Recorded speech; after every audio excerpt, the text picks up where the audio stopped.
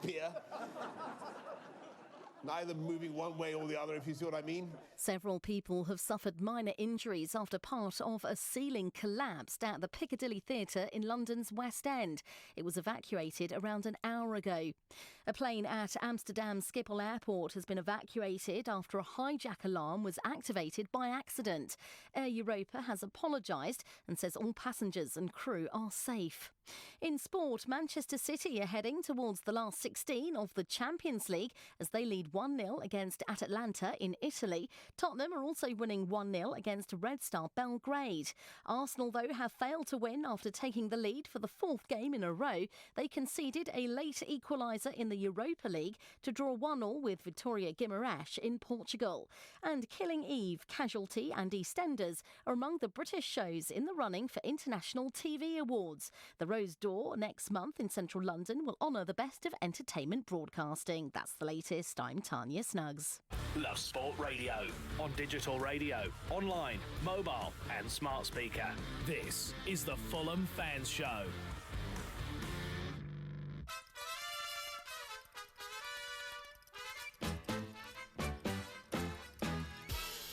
Down the Fulham Road we're burning with ambition. The first division is where we want to be. And if you've seen what a team we've got this season, you know the reason we'll get there easily. But first we're heading down the Wembley way to show the world that we can really play. Oh, this year Oh, Viva El Fulham, is there a greater sound? No, it's a very quick question, it's a very quick answer. This is the Fulham Fan Show on Love Sport Radio with me, Charlie Hawkins. I'm joined in the studio with the Fulhamish podcast, the Fulhamish team. What a strong squad they have, and the depth continues. Tonight I'm joined by Don Betts, Guy Barlow and Joe Sampson. There is so much to get through because Fulham, 1 win in 5 now, losing at home to Hull on the weekend. Was this their worst performance of the season so far? We're going to be doing a review of that game. 3-word reviews are coming up. I'm very much looking to see what you had to say. You're a big part of this show, and you're a bigger part because we're going to be doing listener questions and getting through as much of them as we possibly can. And delighted to say we'll be doing a Birmingham City opposition view. Dele Adebola will be joining us for that one, giving us his take on the game on the weekend. But it was that poor performance, and Dom mentioned it, didn't he, as a big thing on this show. He said that Fulham, they're having the possession, but take out that Millwall game, take out a couple of other games, they're not scoring goals. They're having 75%. They can't, because they're not creating, and when they do, they're not taking those chances. How big a problem is that? And how big a problem is it at the back? Because it was Hull free on the weekend. There's only one place to start. I think, Dom, it is the 3-word reviews. Let's kick them off, my friend. We'll start off on Twitter as always. We got some good content. We had Richard Solbamba, one of our favourite listeners, with Best We Forget. Obviously there was a minute silence again for obviously Lest We Forget Remembrance Sunday being this Sunday, last home game before it. Sam Witcher with Mauled at Home with the famous Hull City Mauled by the Tigers. Neil, or We Won It One Time on Twitter with Happy Halloween. Oh, good. Instagram, we'll go to George Rosser, another favourite listener of ours, Hellish, Fulhamish. Jay Paris 1111, Don't Blame Parker, and Ted Hill official with Brianless and Brainless. Oh, Happy Halloween. What, 2 words, 3 words, Guy? 2. Yeah, it's not. Doesn't count, does it? No, we're not having it, are we, Guy? There is a lot of replies which aren't 3 words. I was like, literally. How hard is 3 words? It's my favourite bit of the show. We can't. It's not working, Guy. Do you have a 3-word review of your own? Well, no. I just want to say you're far too upbeat for the start of the show. That's what I'm saying, Guy. mate. Can I? We lost 3-0 at home to Hull. All right. I'm gonna. Second chances available. Please. You know is what that it your is? 3 review? Second chances available. Yeah, second chances available. It's because I get to see you, Guy. I only spend 1 hour in a week in your company. Sometimes not even. I don't get to see you because the squad depth is so strong. I'm excited to do this show, but yeah, let's really kick it off. It was Hull on the weekend. It was 3-0. Really disappointing. Worst performance of the season, Guy. Please tell me all about it. Well, I think we obviously got off to a bad start with Brian going off. And that seemed just to throw us, didn't it?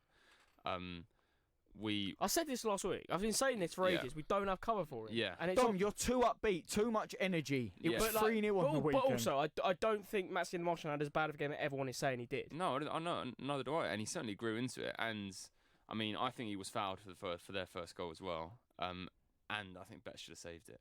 So, it was just a terrible start. Brian going off, and then that was like literally a minute and a half in, and I think their first goal was in the 9th minute. But bear in mind, Brian going off had been like 4 minutes, him going down.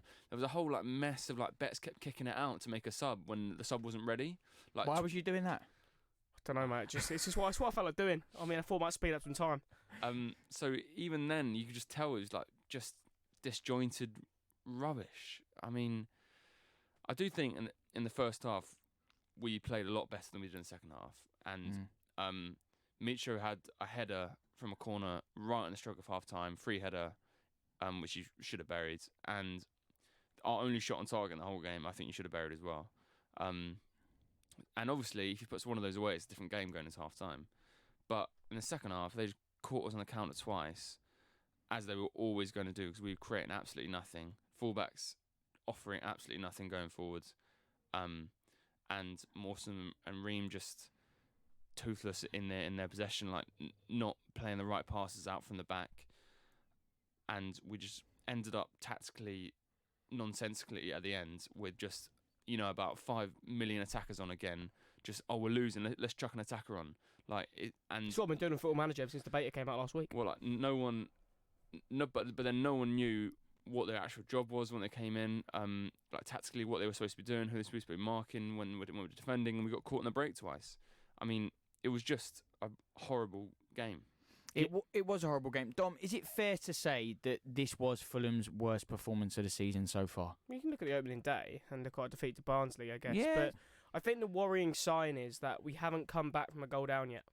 Every time we've conceded, we have gone on to lose the game, and that's a severe problem. I think there's a question in our listener questions section later on asking, what do we need to change when Parker sort of comes in and goes 1-0 down? Because, again, every time we concede first, we don't end up getting a result in the game. And that is a problem you need to look at.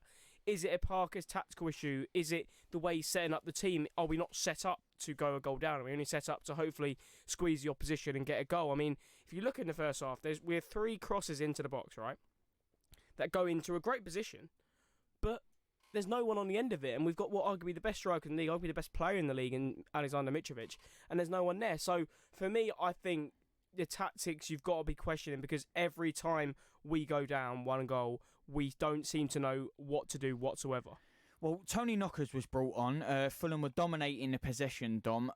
But you mentioned it, and I remember it weeks ago, and we have to go back to it. You said, yeah, but we'll take out that Fulham game. We're not scoring the goals. Well, they're not scoring the goals, but how big a concern is this? Why aren't they scoring the goals when they are dominating the possession? Yeah, as you said, look at if you minus the Millwall, you minus the Reading game, we probably average no more than 2 goals a game, maybe 1.8, 1.9 maybe. XG, mate, XG. Yeah, I love a bit of XG. Second in XG in the league still. Yeah, probably, yeah. Brentford are probably. But would they be after those 2 games? But mate. But as if I know that. Come on. George Singer's not here. We can't ask him the stats now. But I'm just worried that we didn't look like scoring in that game. Yes, we there's 3 balls going to the box, great, but there's no one on the end of them.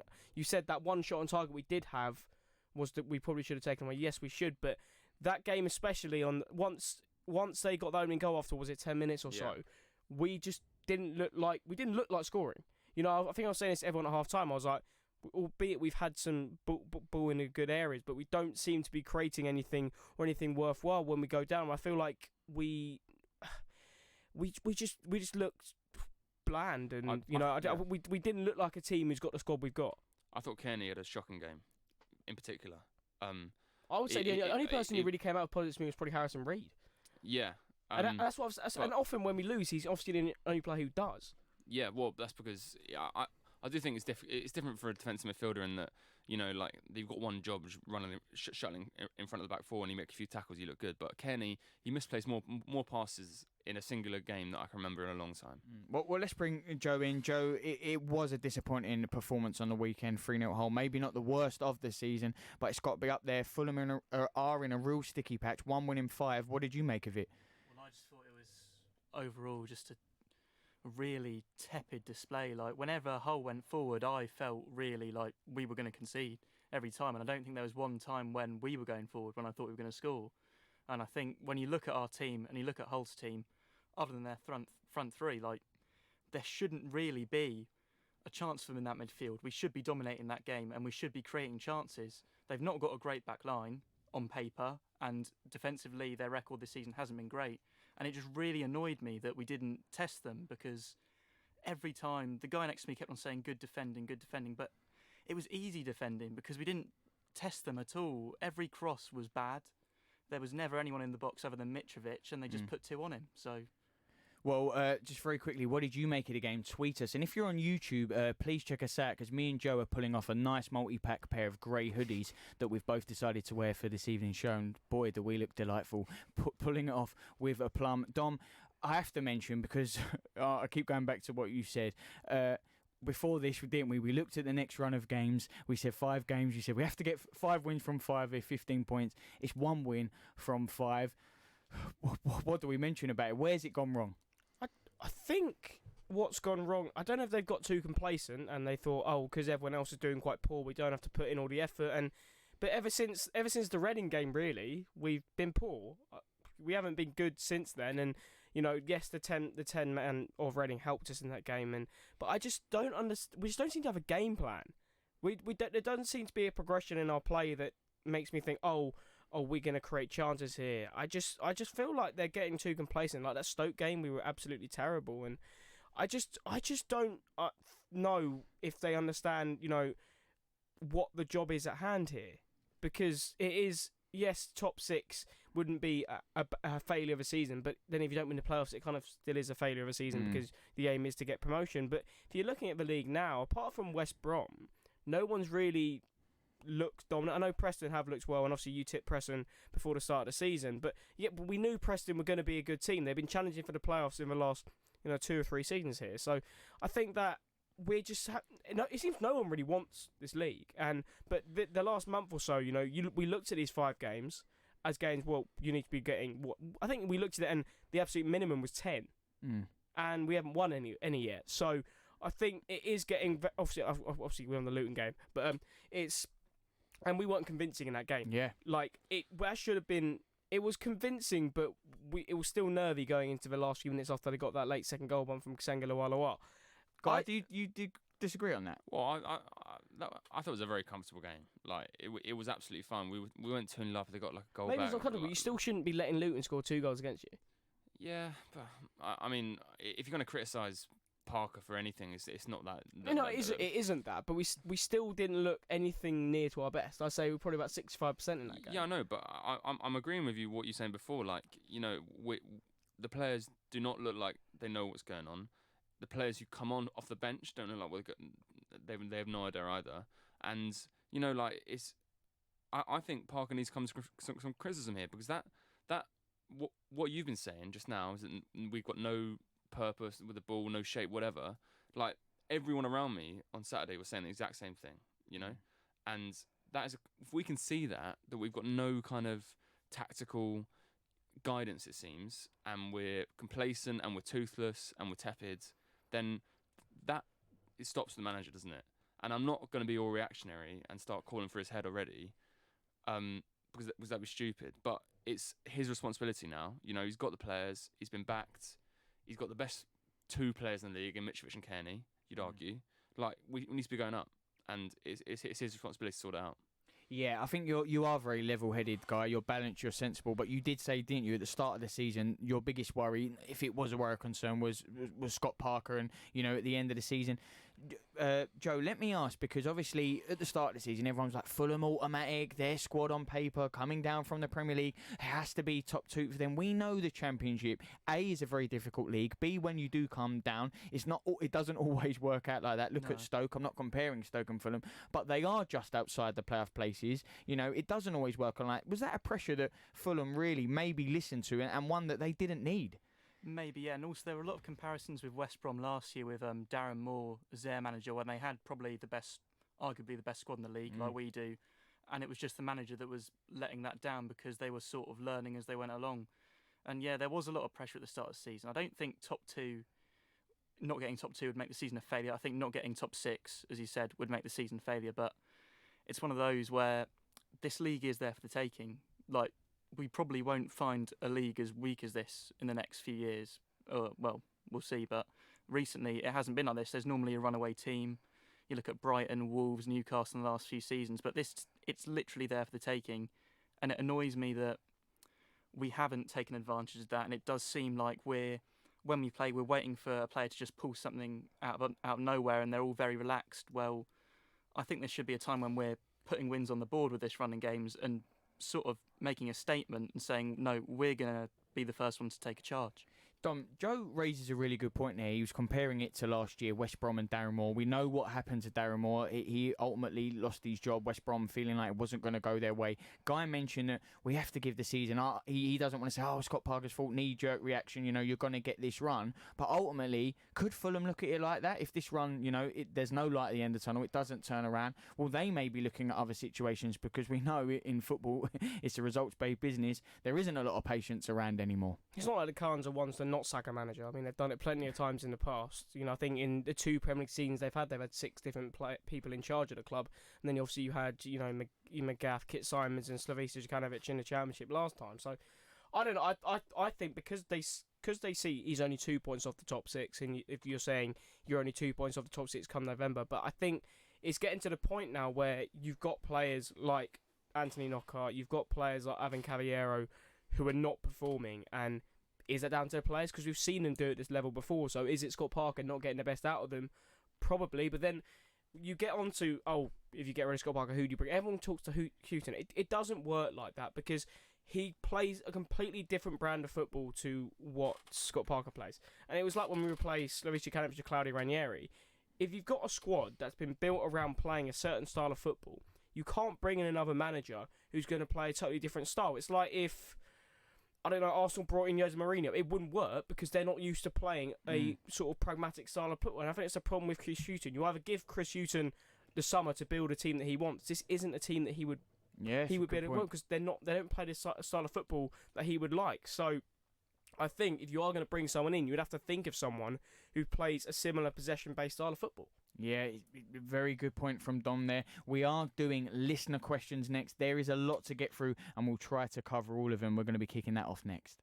Giving your team the coverage they deserve. Love Sport Radio. Premier League, Championship and fan shows. 7 days a week.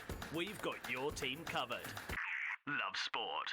You're in leakage, you're in leakage. You're in leakage, you're in leakage. You're in leakage. You're in leakage, you're in leakage. Henna men. Pants and pads. You're discreet. Masculine. You're secure absorption zone. Buy online or in shops. You're Tenna men. Keep control. Urine? No. Home insurance is vital. You don't want to end up paying through the nose when something goes wrong. But are you being charged way too much for your home cover? Are your insurance premiums simply too much to bear? It doesn't have to be that way.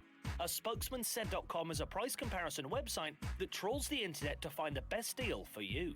Don't pay the price for not shopping around. Visit aspokesmansaid.com and start saving today. Spokesmansaid.com. Fighting for you, saving you money. I love my brother.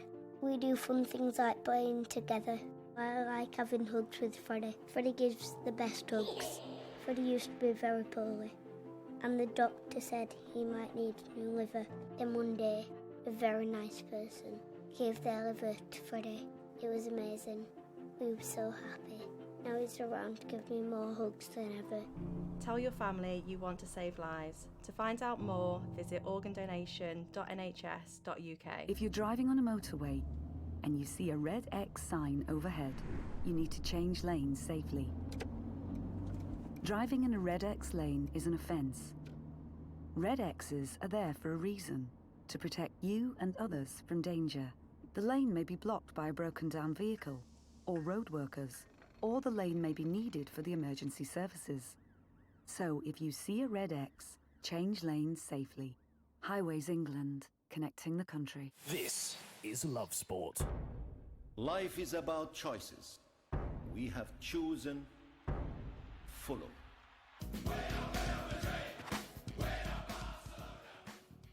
You are listening to the Fulham Fan Show. We are Fulham Love Sport Radio. This is the Fulham Fan Show. I'm joined in the studio with a Fulhamish podcast, Don Betts, Guy Barlow and Joe Sampson. We are talking everything about Fulham. The game on the weekend, 3-0, maybe the worst performance of the season. They say maybe not, maybe that opening day defeat to Barnsley there, but 1 win in 5. Where is that light at the end of the tunnel? Now we come to you because you're a big part of this show, and you still can be tonight. Tweet us at Love Sport Radio or call us 0208 70 20 558. But we've got the listener questions right here. I will put them to the team, to you three, to kick it off. This one from Mitchell FFC.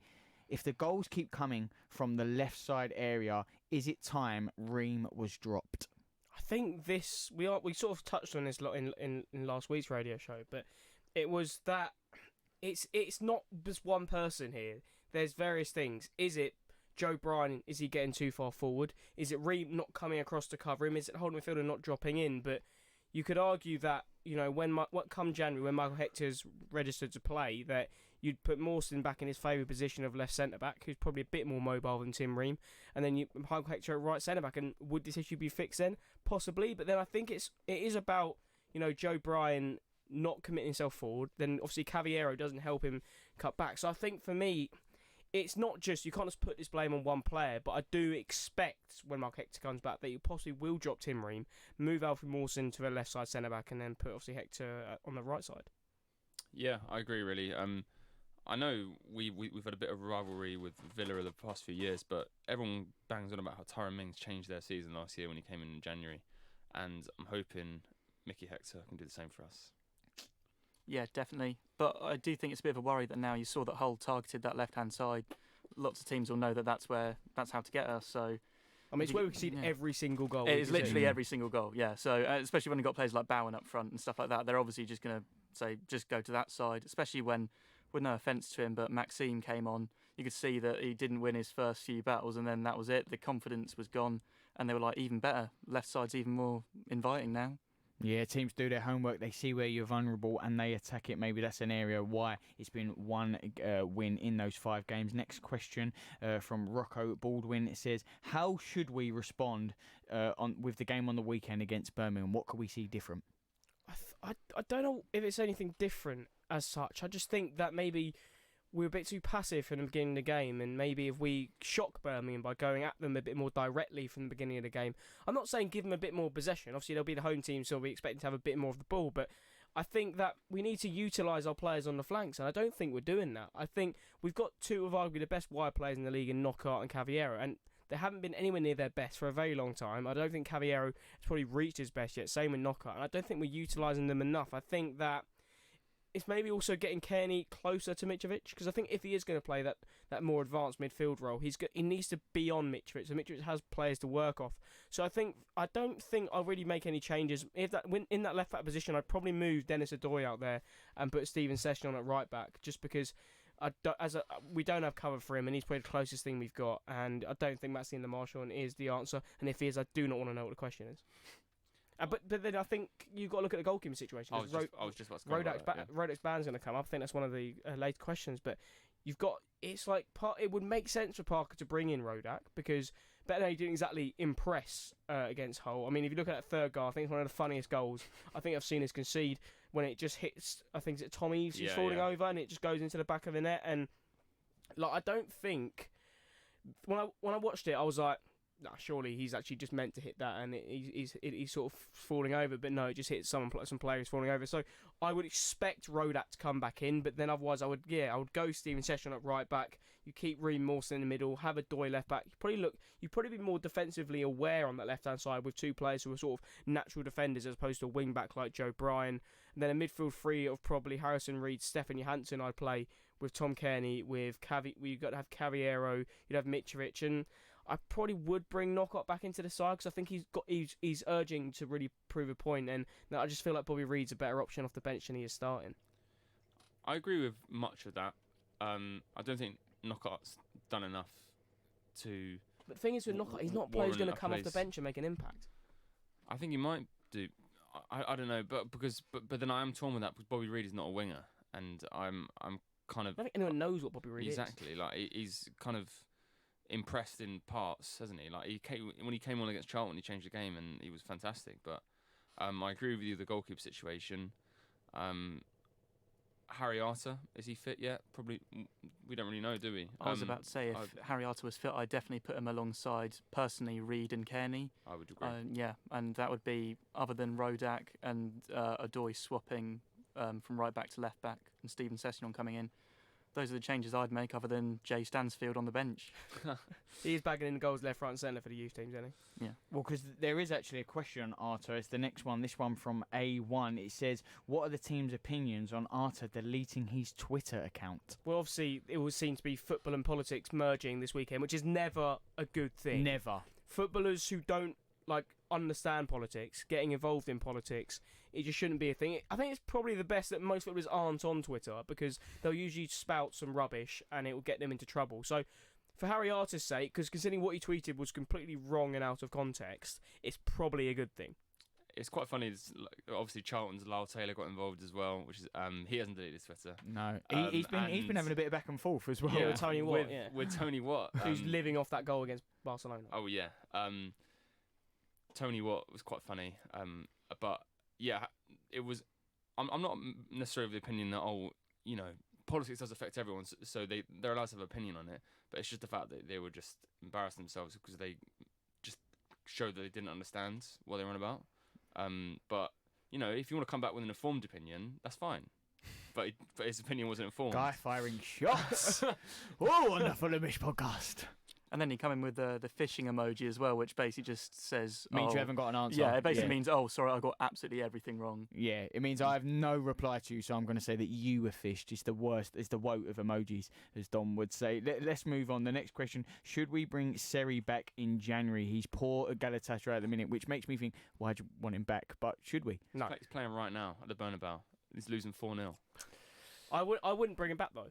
I 100% wouldn't. Why not? He's a Champions League player. I don't think. Guy loves his Champions League players. It's not healthy whatsoever for the squad at all.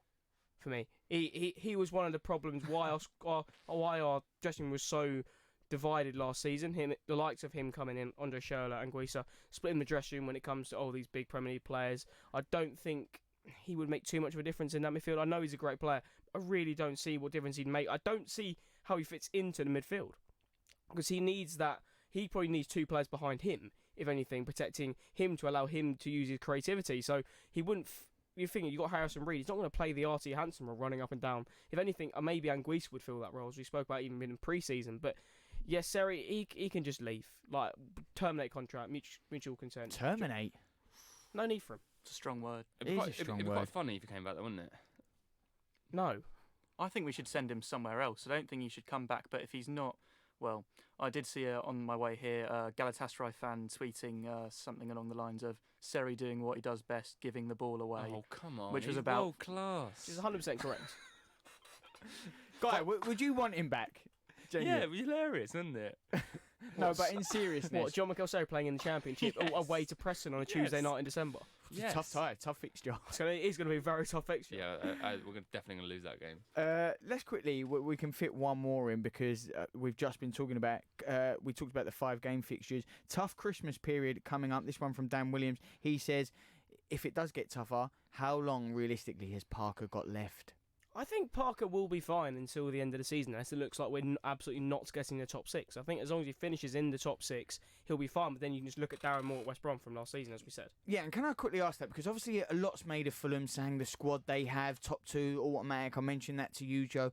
We know of the fans' expectations. We have to get straight back up, or certainly with this squad. What is the Bulls' expectations? Is it just get into the Premier League, whether it's playoffs or top 2, or it has to be top 2, top 6? Or do they think if we finish 7th or 8th, but we made a good go of it, that was enough? What is the Bulls' expectations? I think no matter what, just promotion. I think they don't care how it comes about, but the aim for the season, as you look at the investment in the squad, in what new contracts for Kearney, although he signs one every 2 days at the moment, Mitrovic, Knockout, Cavallero, Harry Arter, they're looking to get back up straight away. And if they don't, you got to look at, is it going to mess up with our wage structure? Is what are the deals in line in the future for Cavallero, Knockout and Arter? Is it if we get promoted, or is it at the end of the season we'll go and buy them? And if we do that, it could totally mess up our wage structure. Well, if they don't get back up, let's quickly go back to that question, Joe. How long has Parker got? I do think it depends on this Christmas period. I can't see him being sacked unless it goes horribly wrong. But I do think that if I'd say not outside the top 2, but outside the top 6 significantly, then it's probably the time when they'll start reconsidering their options. But I don't actually see that happening. Well, it starts with the game against Birmingham on the weekend. Delighted to say Blues TV commentator Deli Adiboli will be joining us next to give us all the information on that game. Love sport. My mum and dad say that I don't need lots of sugar. I'm sweet enough already. So we used the Change for Life food scanner app to find out how much sugar is in our food and drink. It's surprising how much we found. So I put my detective hat on to find the healthier choices.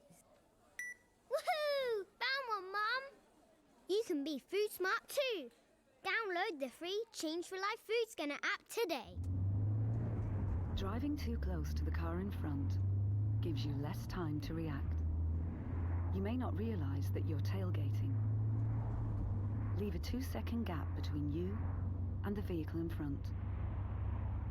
When it's wet, leave a 4-second gap. By staying back, you give yourself time to react. Stay safe. Stay back.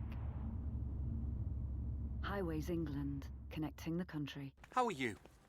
How are you really? Modern life can be busy, and sometimes it's easier to look after others before looking after yourself. But there's only one you. And making small changes to your lifestyle now could improve your chances of staying healthier longer. So take the first step to a healthier you with our free How Are You quiz. See how you score and get personalised tips and support. From how to eat a little healthier to turning a 10-minute walk into exercise. Just search One You. You probably think you're pretty good at multitasking behind the wheel. I mean, you have to multitask to drive. So what's wrong with checking your phone? The thing is, your brain simply doesn't work. Even a quick look at a message, or firing off a quick reply, affects your concentration and makes you less able to react to hazards. If you use a mobile phone while driving, you're 4 times more likely to crash. Think. Put your phone away. Love Sport Breakfast with Richard Lee and Patrick Christie's. That was a big day, actually, on a personal note, where I was in a couple of the FIFAs back in the day. Right. And when they finally had my picture, I wasn't just a blank with really bad stats. Is it weird being in FIFA? It wasn't particularly pleasant when my brother... Well, at first, he was really excited because he was like, Rich, you're in the game, you're in the game. So I went down and then he decided to choose to be Watford and started playing the game, passed it back to me, miscontrolled it, you know. And I looked at the stats and they're all like in the 30s and 40s and most others are in the 70s and 80s. So it was... I kind of got the impression that whoever created that game didn't really like me. Weekdays from 6 a.m. This is Love Sport. You're listening to the Fulham Fan Show on Love Sport Radio with me, Charlie Hawkins. I'm joined in the studio with a Fulhamish podcast team, Don Betts, Guy Barlow and Joe Sampson. We were just talking about the whole game from the weekend. Fulham really need to kickstart something now. They're just outside the top 6. We know promotion is their only eye on the prize for this season. Will they get there? It starts with Birmingham on the weekend. I'm delighted to say joining us now, ex-Birmingham City striker and Blues TV commentator, Deli Adebola. Deli, thank you so much for giving us a little bit of your time this evening. What have you made of Birmingham's season so far? Hi, doing you okay? Birmingham have started really well. They've adopted a new style of playing. I thought last season it was highly successful. It was a little bit more direct, but the new manager's come in and wanted to play a more expansive and play it on the ground type of football, and he stuck to his guns and picked up more points than I think any other blue side in the last sort of 5 years, and are looking really good at the moment. Obviously, looking at Fulham at home, probably about a month or so ago, 6 weeks in the last international break, probably looked like a tough fixture.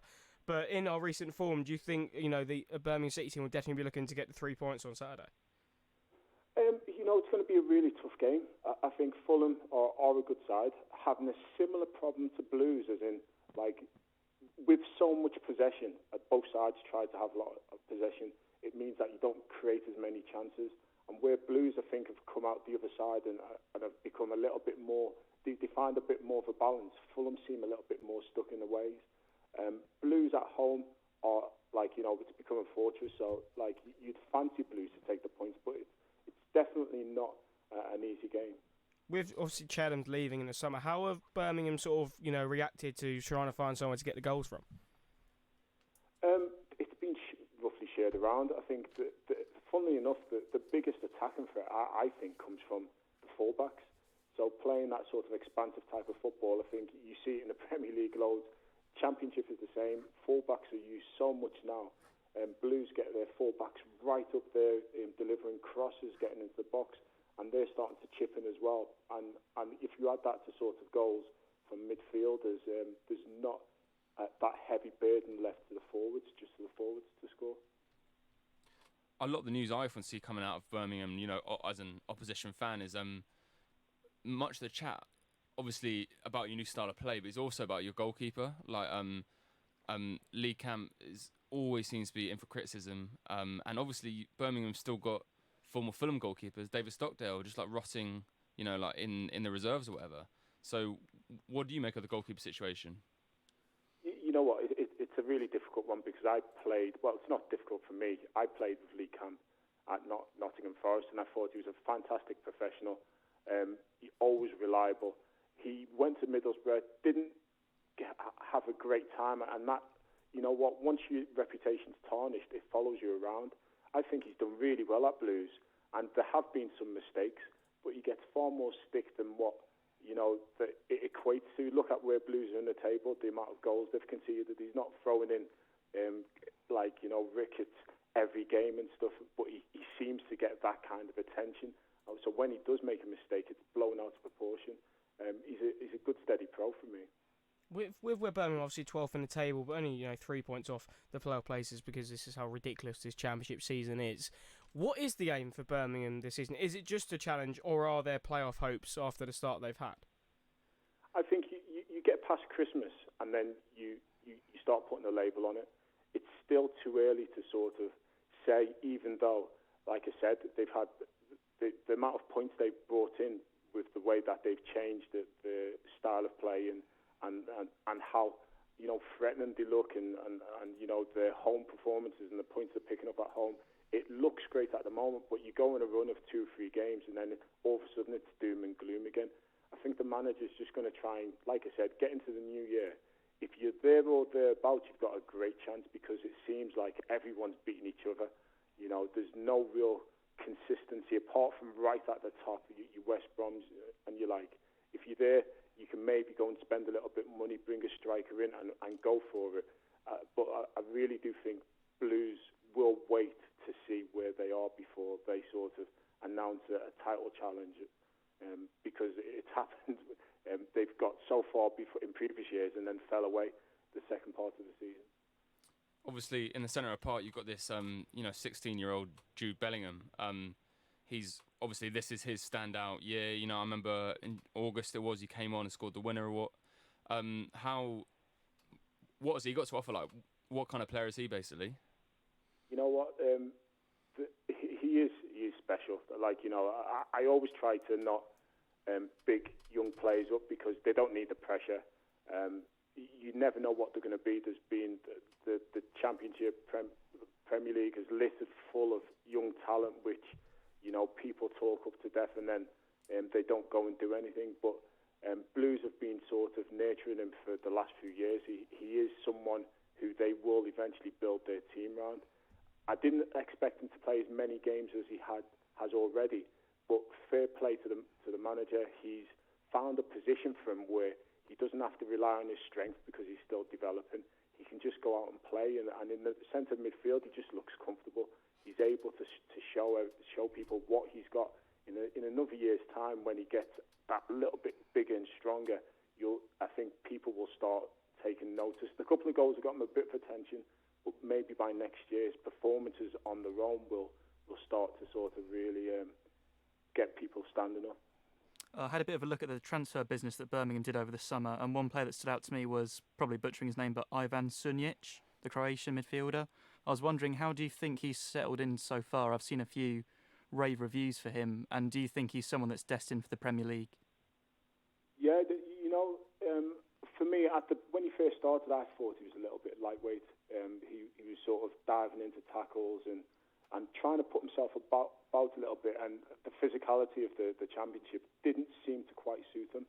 But, you know, the way Blues have adopted this footballing style, he's been able to settle, and he's probably settled far quicker than any of the other new recruits. And now you look at him, and he doesn't need to make the challenges that he was before, because his football's taking care of everything. He scored some fantastic goals. The fans love him. He looks like a player who could make that step up into the Premier League. Obviously, last time out against Cardiff, Harley Dean was sent off. Will he be missed against us on Saturday? Yeah, I think Blues pride themselves on they don't really make too many changes. I think most teams, you know, defensively, most teams don't tend to make too many changes at the back. Harley Dean's been a stalwart for the last couple of seasons, so they will miss him massively, but just gives us an opportunity for someone else to try and fill his boots. And there's plenty of young players and squad players who can step in and take that opportunity. Because if you look at his partner at the back, I mean, you've got the two of them. Last season Roberts didn't really get much gameplay. Now he's sort of playing really regularly, and he looks as if he's been there all along. Our weakest area on the pitch at the moment is currently in between our left centre-back and our left-back, since where most of the other teams are sort of targeting and we're seeing the most goals. So do you think Birmingham's right flank could cause us a lot of troubles on the weekend? Yeah, Colin is definitely one of the top 2 or 3 players at Blues at the moment. I think he's absolutely fantastic. And down that right side for Blues, they do cause a lot of teams. They create a lot of chances from that right side. So if Fulham have got a weakness there, you know, they'll have a tough time of trying to shore up that side of the pitch, really, because they will have to do something to stop Colin, and I think it's at times it's either Villalba or Rabti sort of drifts that right side as well. Well, Delhi, it's a key clash on the weekend. What's your score prediction? It's always tight. I always fancy Blues to win their games at home. Fulham, the way they keep possession, the scoreline's not going to be great. It's going to be the odd goal, and I think it's going to come down to whoever gets it first. Blues, I'm going to say 1-0 Birmingham City. 1-0 Birmingham City. Delhi, a real pleasure to have you on the show. Thank you so much for giving us a little bit of your time. Ex-Birmingham City striker and now Blues TV commentator Delhi Adebola there, saying 1-0 for Birmingham on the weekend. What do the Fulhamish think about that? Before we get into your listener questions, because there was so many, I'll turn my attentions to you three in the studio. Dom, I'll start with you. Actually, no. I'll start with Mr. Positive, Guy, because you really fancy Fulham in this one, don't you, Guy? No, I reckon 1-0 Birmingham sounds about right. Guy. Where's the positiveness from you, Guy, at the minute? Well, there's nothing to be positive about. Right, well, there you go, Dom. Also, no, I'll justify it, though. As I was saying, we haven't won there in a while. You know, I know that they're trying to play this different style of play, but they've out-battled us in the last few times I've been to St Andrews. Yes, because we always completely bottle it whenever we go there. I'm thinking the Fredericks red card. I'm thinking, you know, if we won that game, we get automatically promoted in 17-18. They need to win to stay up, so the quality is clearly in our favour, and then we lose, what was it, 3-1? 3-1, yeah. So, we haven't won this since 14-15 since Hugo Rodriguez scored, which is our first win this season under Kit Simons in his second game in charge there. So, yeah, it's gonna be a tough one. I do think I have a feeling. I just don't feel confident going into the game.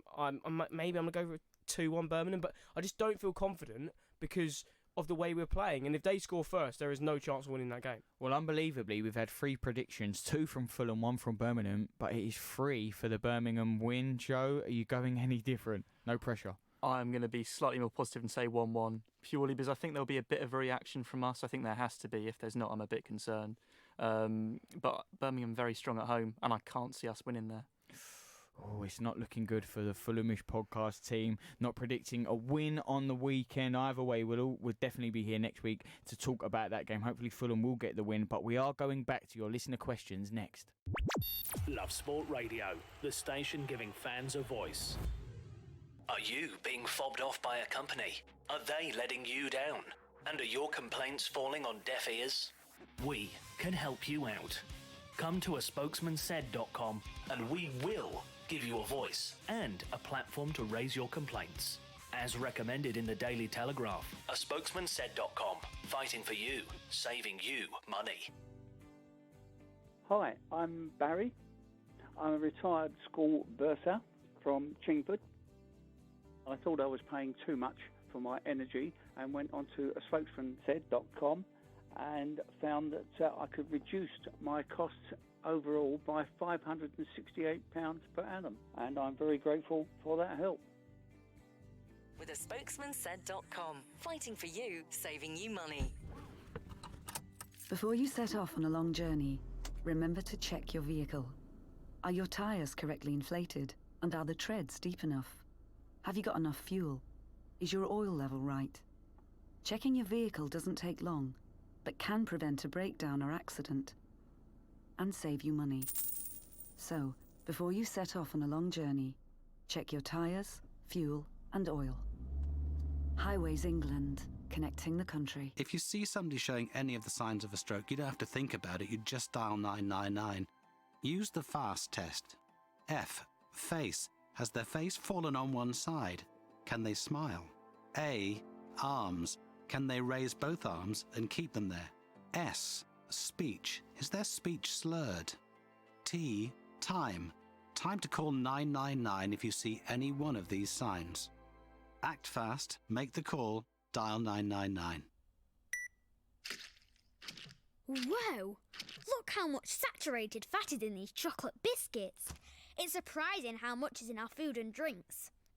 For us kids, eating too much saturated fat can lead to harmful fat building up inside, which we can't see, increasing the risk of heart disease or stroke when we get older. So be food smart. Download the free Change for Life food scanner app and start making healthier choices today. This is Love Sport. You're listening to the Fulham Fan Show on Love Sport Radio with me, Charlie Hawkins. I'm joined in the studio with a Fulhamish podcast, Don Betts, Guy Barlow and Joe Sansom. We were talking everything about the Birmingham game. Delighted to be joined by Dele Adibola there. He was saying Birmingham win. Don was saying Birmingham win. Guy was saying Birmingham win. Lucky we had Joe in the studio because he was going for a point at least. Positive result there for Fulham on the weekend. It would only be 1 in 6 if that was the case. But let's go back to your listener questions because you are a big part of the show here, as you are every fan show. This question from Luke Christie says, why doesn't Parker try some different players? Matt O'Reilly, maybe a different winger, Kamara. No, not Kamara. Is the answer to that question? But no, he doesn't change it up. He doesn't actually. He just brings players on the pitch and is like, "Oh, do something." Like there was, I can't remember which. Is that how he says it? Do something, yeah. Probably. No, but I can't remember what game it was. But it was a game we were chasing. It might have been the Forest game. I'm not entirely sure. But we ended up pretty much playing a 4-1-5, where it was just loads of players going forward, and that doesn't work. He doesn't alter a tactical system to then suit the players he then brings on. He sort of just throws them forward like it's the last 5 minutes on Football Manager. You've gone very attacking. You play about 3 complete forwards and 2 inside forwards and hope for the best. So I think Matt O'Reilly, I don't think centre midfield is the problem, although I do want to see Matt O'Reilly play a bit more because I do think he's one of our most promising players in our academy.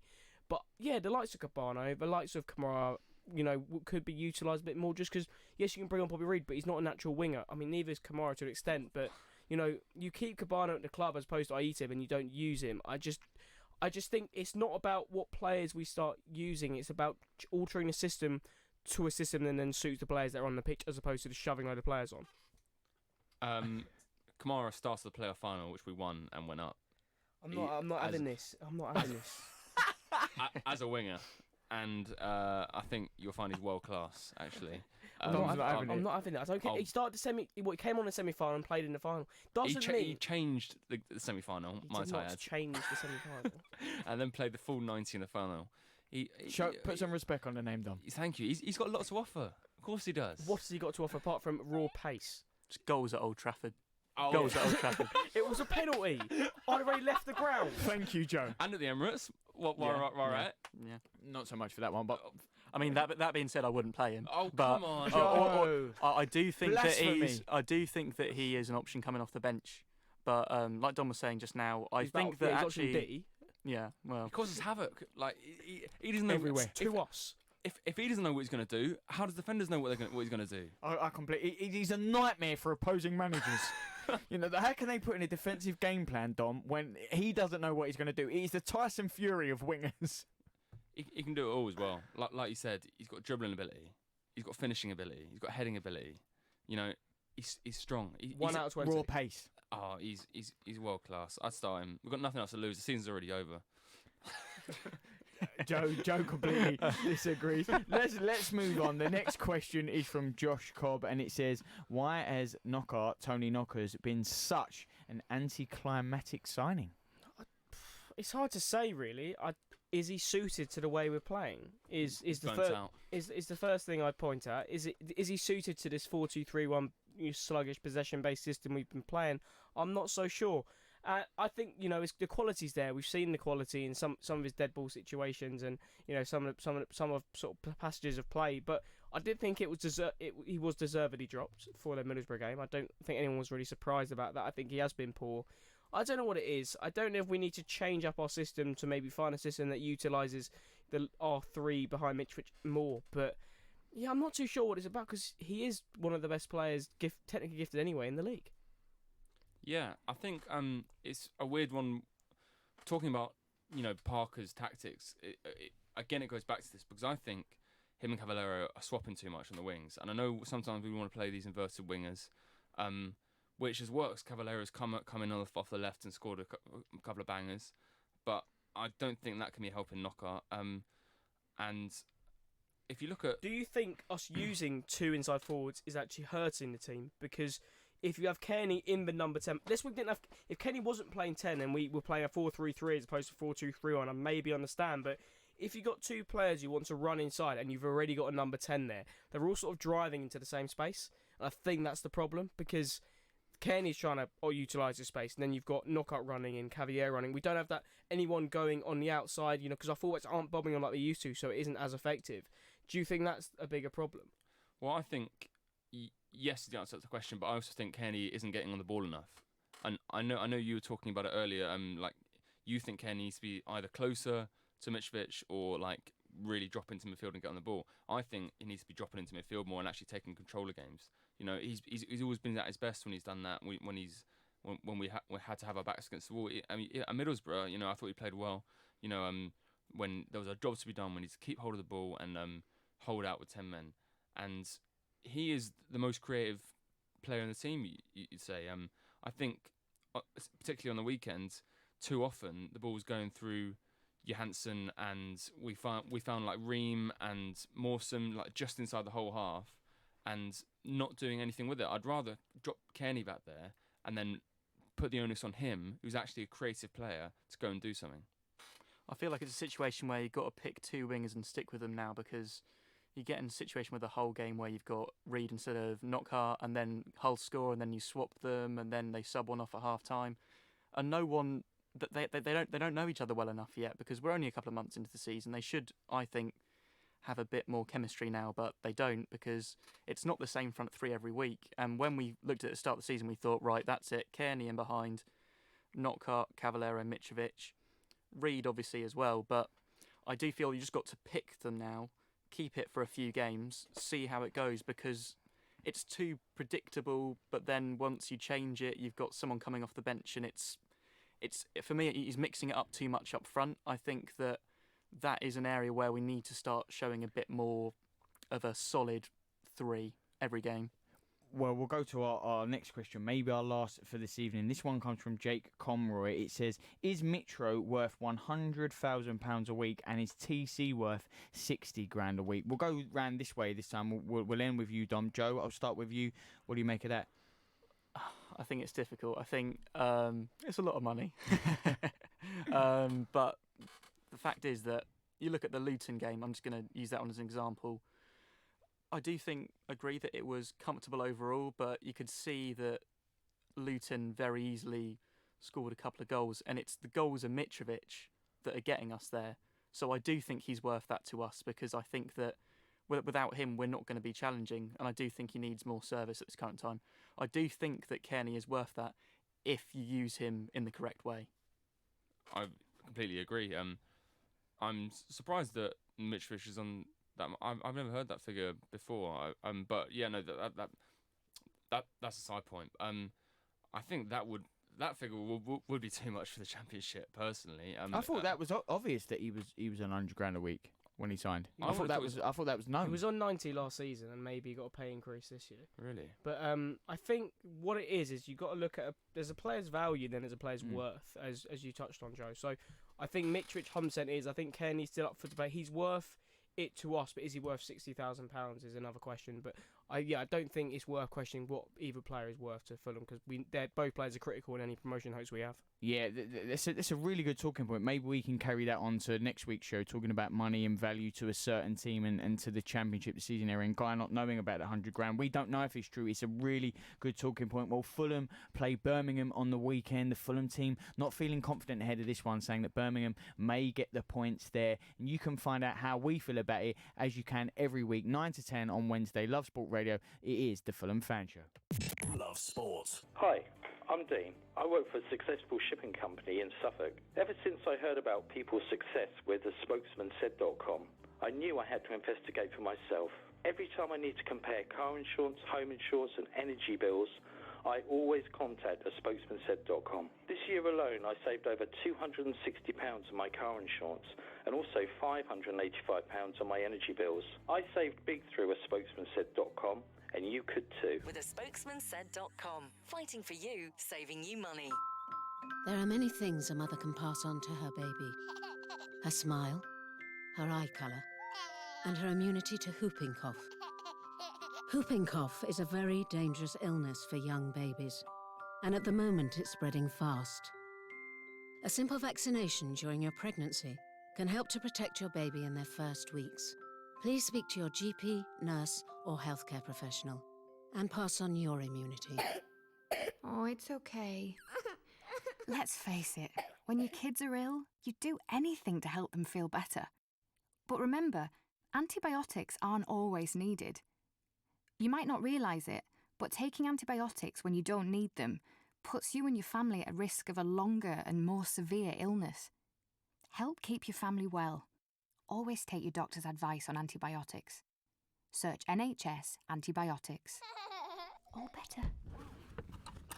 Before you set off on a long journey, remember to check your vehicle. Are your tyres correctly inflated? And are the treads deep enough? Have you got enough fuel? Is your oil level right? Checking your vehicle doesn't take long, but can prevent a breakdown or accident, and save you money. So, before you set off on a long journey, check your tyres, fuel, and oil. Highways England, connecting the country. Coming up next, it is the Wolves Fan Show. I'll be joined by Jordan Russell from the Wolves Fancast, but it has been Champions League action tonight for Man City and Tottenham. Mike, we are across it in Love Sport. How have they got on? Yeah, very quickly, Tottenham have disposed of Red Star Belgrade. That game was 4-0. Manchester City had two keepers taken off, Charlie. Edison went off with an injury, and then Claudio Bravo was sent off, which meant that Carl Walker went in goal for the last 5 minutes. But they managed to cling on to a 1-1 draw. The other mental game was Dynamo Zagreb versus Shakhtar Donetsk. Dynamo Zagreb were 3-1 up in the 91st minute. Shakhtar get a quick goal to make it 3-2. And then one of the defenders, Stefan Katarin, elbows the Shakhtar keeper who's come up into the box. They get a penalty, make it 3-3, 2 red cards in that game. Unreal action. Unreal action in the Champions League. Spurs get the points. They can't get the points in the league, but they do so in Europe tonight. Just a point for City away in Italy at Atalanta. But up next, it is the Wolves Fan Show. You can join in with the show as you always can. It's after your Love Sport news update next. On digital radio, online, mobile and smart speaker. This is Love Sport News. From the Sky News Centre at 10. Tom Watson says his decision to quit as an MP and deputy leader of the Labour Party is a personal, not political one. The father of two insists it's been an immense honour to represent people from Sandwell and that the Black Country is the very best of Britain. After losing more than 7 stone, he says he wants to do more with his life. I'm training to be a level 2 gym instructor. I've got a book on weight loss coming out in January. I hope to set up an organisation to mobilise the people power of people with type 2 diabetes like myself to try and get improved support for them. Jeremy Corbyn's thanked him for his contribution to Labour over the last 30 years. Meanwhile, Mr Corbyn's claimed he'd get another Brexit extension if he becomes PM, so he could negotiate a new deal and have a second referendum. But Boris Johnson's promised to take Britain out of the EU in January as the PM launched his party's general election campaign in Birmingham. Let's get Brexit done, my friends, and get on with our project of sensible, moderate, but tax-cutting, one nation conservatism, spreading hope and opportunity across the whole of the UK. Several people have suffered minor injuries after part of a ceiling collapsed at the Piccadilly Theatre in London's West End. It happens during a performance of Death of a Salesman this evening. 45 people have been treated for carbon monoxide exposure after a chemical leak in Kent earlier. None are considered to be in a serious condition. The Duchess of Cornwall has had to pull out of attending a gala dinner in central London on medical advice. It's thought Camilla has a chest infection. In sport, Tottenham have taken a huge step towards the last 16 of the Champions League with a 4-0 win at Red Star Belgrade. Manchester City had goalkeeper Claudio Bravo sent off as they missed the chance to secure their place in the next round, drawing 1-1 with at Atlanta. That's the latest. I'm Tanya Snuggs. Love Sport Radio. On digital radio, online, mobile and smart speaker. This is the Wolverhampton Wanderers Fans Show. You are listening to the Wolves Fan Show on Love Sport Radio with me, Charlie Hawkins. The next 30 minutes of Wolves and Wolves only, as it is every Wednesday, 10 till 10:30, right here on Love Sport Radio. This is your team, your voice, and well, I'm delighted to say I'm joined this week on the Wolves Fan Show with Jordan Russell from the Wolves Fancast. It's an absolute pleasure to speak to Jordan Russell once again. Jordan, you've got to be pleased because after what was a slow start to the season for Wolves, they've now collected 10 points from their last 18 available and an unbeaten run that has seen them climb upwards from when they were languishing down in the bottom. They were 19th. They are on a very good run at the minute, aren't they, Jordan? Yeah, and I think, we are at a point now with the team and, where we're going with the season. That I think we're actually starting to gain a bit of momentum. A lot of Wolves fans, if you ask them, would still not be quite happy with where we are and also the performances. They are definitely on the improvement, barring obviously that Man City victory. Take that out. We've been quite poor for large parts of the season, but like you say, we've got a nice unbeaten run going. We're collecting points, and I think we'll have a positive run now to Christmas. Yeah, a big theme of the show, Jordan, was obviously the last few weeks we were saying, Wolves, they started the season very early. Obviously, their European adventure. Was it the second season syndrome? Was it that European hangover? They appear to be finding their feet now. It was Arsenal on the weekend, 1-1, which mirrored the result from last season, 1-1. And Arsenal haven't beaten Wolves in the last 3 games. Wolves, at the minute, it's fair to say, maybe of Arsenal's number at the minute. What did you make of that game? Because Arsenal took the lead, but I think that was a little bit, not harsh on Wolves, but maybe we could say unfair, because Wolves started very well. Then they had 25 shots at the Emirates, Jordan, which is a Premier League record that Arsenal have conceded at home in the Emirates. Yeah, and, first and foremost, it was, take the result out of it. It was a very good performance, arguably as good as what we played at Man City, if I'm honest with you. Like I say, we went 1-0 down in the game, and to come back from 1-0 down at top, well, you want to call them a top 4, top 6 club, you've done well to get out of the game with a point. So in hindsight, really, we should have got all 3. I think that Leno made a couple of cracking saves from Doherty. Jota right at the end went through 1-on-1 and tripped over the ball. And any other given day, we could have quite easily won that 3-1, 4-1, and I don't think really anyone could have argued with that. Yeah, and well, they did get back into it, and it was 1-1. I don't know about 3-1, 4-1, but the thing is, Arsenal giving up chances. Wolves are certainly creating the chances, which is a good thing. But there's been a lot of draws, and I want to talk about that, Jordan. But first, a number of Wolves' goals at the minute are coming late in games. 86% of their goals scored in the second half this season. I don't know if they're comeback specialists, but Wolves obviously sticking at it. Is it just a case of once they start a game, the game's brighter, then they're firing on all cylinders? But they seem to be really piling on that pressure late, don't they? Yeah, we are. We are finishing games very strongly, and I hate stats like this, but if you're just taking the second half of the games into play, Wolves would actually be third, just behind Liverpool and Man City. So it can tell a completely different picture. But I think that's been the biggest frustration for Wolves fans this season, is that the fact that we are starting games really slowly, and it takes us going 1-0 down to actually get into gear, which is really frustrating because our game and how we play very much is, we are a very good counter-attacking team. We might not have all the,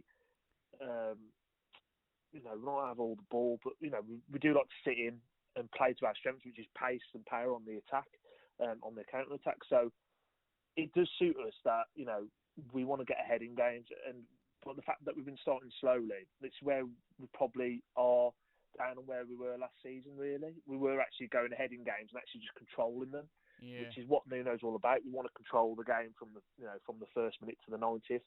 I don't think you'll see Wolves ever go out and steamroll a team 4-5-6-0. We're very much we want to control the game, play to our strengths. So that is the one thing, hopefully, that moving on with the season, that we can actually change and start these games a bit brighter. Well, you mentioned last season taking an early lead and managing to control the rest of the game, see it out, dominate, and obviously Wolves are starting slow this season. Very slow starts in games. They've now drawn 1-1 on 6 occasions. Is that the reason why? Is that one of the contributing factors, Jordan, that they're starting slow? Obviously it's a great stat in terms of, obviously, teams are struggling to break Wolves down, struggling to beat them, but Wolves themselves, they can't just turn those 6 games, those 6 points, those 1-1s into wins at the minute. Yeah, and I think it's one of those things, even if you turn 2 of those draws into wins, we're 5th place in the league, and it paints a completely different picture to being 12th. So we're our own worst enemy. Like I say, I think last season we were keeping a lot of clean sheets, and like I say, we were winning games, 1-2-0 and being relatively comfortably. Like this season, we're conceding a few sloppy goals, and we really are shooting ourselves in the foot at times. And I think that the more the season goes on, I believe that we will start games better, we will start games quicker, and I think that it's only a matter of time that we start turning these draws into wins. Yeah, well, Jimenez got the equalising goal, and not only was that the 10th consecutive Premier League games that Wolves have scored in, also it's 11 goals now in all competitions this season. He's only behind Sterling and Aguero. How key has he been? And obviously, Jordan, it could have been a lot more with those goals in the Southampton game, the ones that VAR chalked off. Yeah, he's vital to how we play. I mean, when we signed him last season from Benfica, it was sort of come with a level of degree of pedigree, but it was very much their second striker, being on the bench and stuff. And there was optimism, but not too much really from Wolves fans. I mean, from the start of last season, he's just become pivotal to how we play. And I think this season, more so than even last season, he's very key to how we play. He likes to drop in. He's got a real good range of passing, which you wouldn't actually expect from him. He knows where the back of the net is, doesn't miss penalties, and he's a real catalyst for our team. And by all means, if you take Raul Jimenez out of Wolves, we would be considerably weaker. Yeah, and I was going to say, is there too much reliance on Jimenez then? Because obviously sometimes, and you said it, Jordan, the stats are a little bit misleading. But you look at those, we said about the shots that Arsenal conceded in that game, 25 shots, but only 8 were on target. And the Arsenal fan show this week, they were quick to remind me that a lot of them were from target. They weren't maybe necessarily clear-cut chances. But is there a worry that all the chances Wolves are creating, they're not taking them? And if it's not Jimenez, who else is it? They need to spread it about more. They need to be more clinical. Yeah, I think that with the at the beginning of the season, a lot of us on the fancast and the podcast really thought that it'd be Diogo Jota's year really for goals. He really finished the season last season really, really well, and again he's such an important player for us when he's fit. Again, he's had a few injuries this season, and I think again he's someone that will turn the tide with that. We obviously signed Patrick Cutrone in the summer from AC Milan, who came with a decent amount of pedigree as well, but for some reason at the moment it's just not quite clicking for him. I think it's a bit of us not playing to his strengths and him also trying to learn the Wolves way as such. So I think, we are going to see better days out of him. Yeah, let's talk about... Sorry, go on, Jordan. No, sorry, my fault. No, I was just going to say, I think that you know, come from a team with AC Milan. The fans were gutted to let him go. That's the one thing I always do when you sign a player. Look at the team you're buying them off Twitter and see what the reaction is. So the AC Milan fans were gutted about it. So, you know, I do think we've got a player in there. I just think it's taken a bit of time to adapt. Yeah, I completely agree. I think he's a player I watched for AC Milan, and fans, the Wolves fans, not on his side. Of course, they're on his side, but is there a slight maybe worry or concern we're not seeing him because it does take time to adapt? You know, they have to be patient. What glimpses has he shown so far that he will? Because you know, it is only November, and you know, it's a completely different league, isn't it? Serie A to the Premier League. Yeah, and one thing that I think if you asked any Wolves fan about Patrick Cutrone would be that you can't fault his effort and his endeavour. Like, he makes loads of runs, he puts a shift in when he plays, and it's one of those where I think it's one of those scenarios where you just need a ball, you know, the ball's hit him on his backside basically and go in the back of the net. You might see a real goal run from him. The reason why I think that Wolves fans are frustrated is the fact that, you know, we obviously signed Raul Jimenez last season with a level of optimism, and he super exceeded what we ever thought it would be, and he's become such a vital part of the team as we've already discussed. Yeah. And I think that, you know, when you spend a bit more, you know, when rather than a loan to buy, we've gone out and spent £23 million on Patrick Cutrone, and Wolves fans are expecting instant success. And like you say, sometimes it just doesn't happen like that. Doesn't mean you become a bad player overnight. I just think that, again, it's just taking that transition's just taking a little longer than probably what it did for Raul Jimenez, and that's where maybe some Wolves fans are giving him a little bit of unfair stick.